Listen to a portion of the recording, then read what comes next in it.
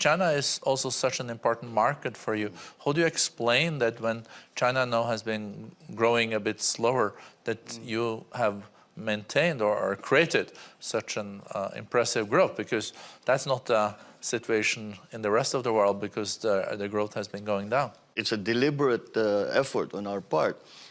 Because when we look at the alarming numbers such as debt to GDP ratios in the Philippines, although I always say we are doing better than our neighbors, it's still very high for us. So strategy is to have high growth rates and to pull us out of that situation. And so we've done everything. First of all, after the pandemic, or as we came on, as the pandemic has begun to subside, the main concern were jobs, and that was one of the areas. And we concentrated on the MSMEs, small, medium-scale enterprises, because that comprises such a large part of our economy, and it's the same in most ASEAN countries.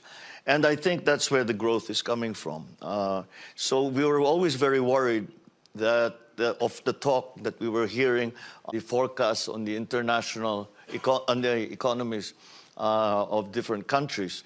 And we kept hearing, especially later last year, we kept hearing about the recession that would be coming. So we kept looking very closely at our unemployment rate, which is now running at 4.1, 4.2%, and this is coming down. And in fact, our unemployment rate now is lower than it was before the pandemic. So we estimate that we have created about 2 million jobs since then.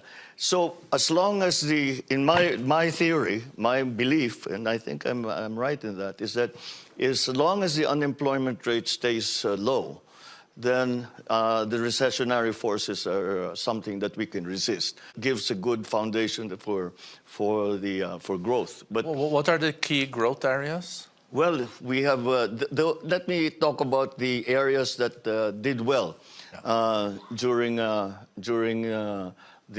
lockdowns, the strict lockdowns in the pandemic, the past 2 years. One of the businesses that was business processing, the BPOs, that kept going simply because of the nature of the technology. People could work from home.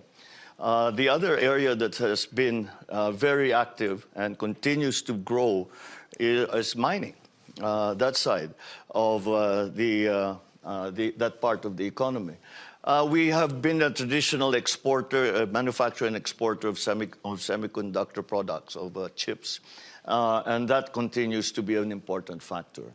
But the Philippines also has a very specific advantage in that we have approximately 10 million, maybe more, overseas workers that are working all over the world and who remit to their families, so that who remit money to their families. And that has been, in the times of real difficulty for the economy, that has really been a buffer for us. The remittances now comprise about 9% already of what the government is using to fuel this growth. You also have a 7 decades long agreement with the US on security. Is that something that you want to keep? Oh, it's probably, I would say, it'd be not even more than 7 decades. It's been over a century in different guises. So that has evolved in very many ways. I mean, we started off as a Commonwealth of the United States earlier in the 20th century, and then further on, we've gained liberation after the war, after the Second World War, 1945.